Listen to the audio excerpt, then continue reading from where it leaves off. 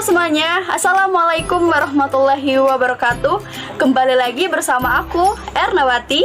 Pada kesempatan kali ini, aku akan membahas materi tentang hukum acara pidana, di mana pokok bahasan pada hari ini aku akan membahas tentang pengertian, kemudian ruang lingkup dari hukum acara pidana, tujuan, serta fungsi dari hukum acara pidana itu sendiri.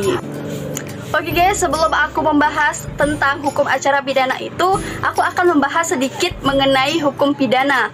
Nah, jadi seperti yang kita ketahui bahwasannya hukum acara pidana dan hukum pidana ini memiliki suatu hubungan, karena hukum acara pidana ini merupakan suatu kelanjutan dari hukum pidana. Nah, jadi hukum pidana atau bisa disebut juga sebagai hukum pidana material ini merupakan suatu peraturan yang berisikan tentang petunjuk dan uraian-uraian terkait dengan deli atau suatu tindak pidana yang mengenai peraturan tentang syarat-syarat ataupun unsur-unsur yang dapat atau tidak dapatnya seseorang dapat dijatuhi hukuman atau suatu pidana.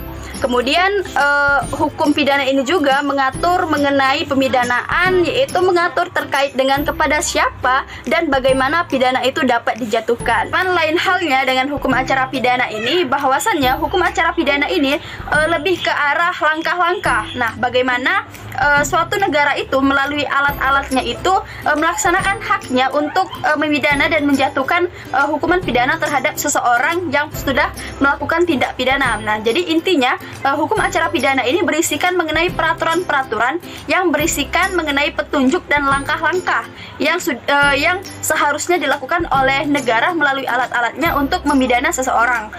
Dalam pengertian dari hukum acara pidana ini tadi disinggung sedikit mengenai alat-alat yang melaksanakan hukum acara pidana ini. Nah, alat-alat yang dimaksud dalam hukum acara pidana ini seperti kepolisian, kejaksaan, kemudian pengadilan. Nah, di mana mereka-mereka ini memiliki suatu kewenangan dan kekuasaan guna mencapai tujuan dari hukum acara pidana ini, yaitu untuk melaksanakan langkah-langkah ataupun prosedur-prosedur yang sudah ditetapkan negara untuk memidanakan seseorang yang telah melakukan tindak pidana. Sekarang kita beralih kepada materi tentang ruang lingkup hukum acara pidana. Nah, jadi ruang lingkup hukum acara pidana di Indonesia ini meliputi mencari kebenaran, penyelidikan, penyidikan, dan pelaksanaan pidana atau eksekusi oleh jaksa. Nah, jadi mencari kebenaran dalam hukum acara pidana ini dengan mencari bukti-bukti yang berkenaan dengan suatu tindak pidana dengan mempertimbangkan bukti-bukti tersebut dengan suatu dakwaan atau sangkaan yang dimaksudkan dalam hukum acara pidana ini. Kemudian ada penyelidikan.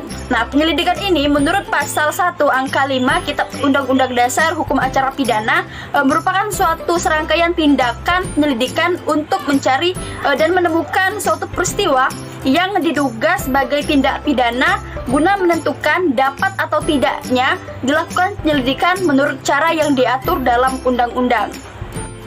Kemudian yang selanjutnya adalah penyidikan. Nah, penyidikan dalam pasal 1 angka 2 Kitab Undang-Undang Hukum Acara Pidana ini merupakan suatu tindakan penyidik dalam hal dan menurut cara yang diatur di dalam undang-undang, yaitu untuk mencari serta mengumpulkan bukti yang dengan bukti itu membuat terang tentang tindak pidana yang terjadi dan guna menentukan tersangkanya. Sekarang kita beralih ke materi tentang tujuan dari hukum acara pidana. Nah, sesuai dengan pedoman dari Kitab Undang-Undang Hukum Acara Pidana ini, sebagaimana yang dikeluarkan oleh Menteri Kehakiman, bahwa tujuan dari hukum acara pidana ini ialah untuk mencari dan mendapatkan atau setidak-tidaknya mendekati kebenaran material.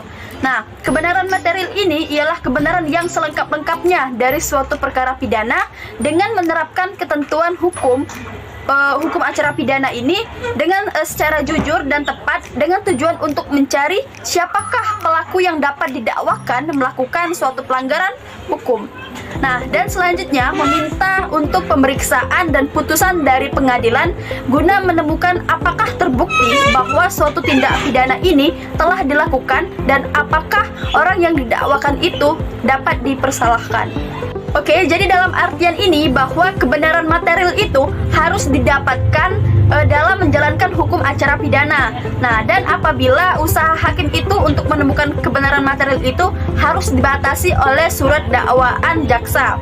Nah, hakim itu tidak dapat menuntut supaya jaksa itu mendakwa dengan dakwaan lain atau menambah perbuatan yang didakwakan.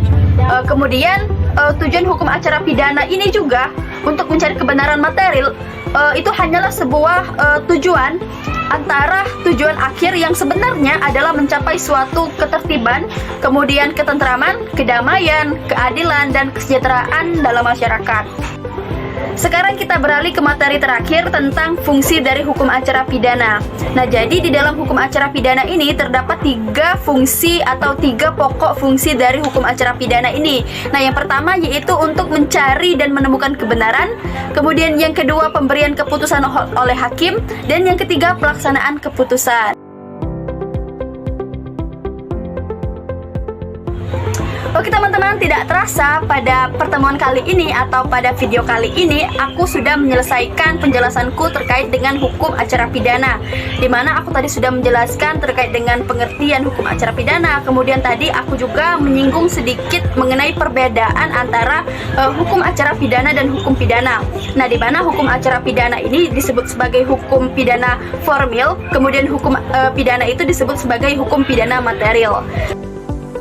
Mungkin sekian video yang dapat aku sampaikan pada kali ini.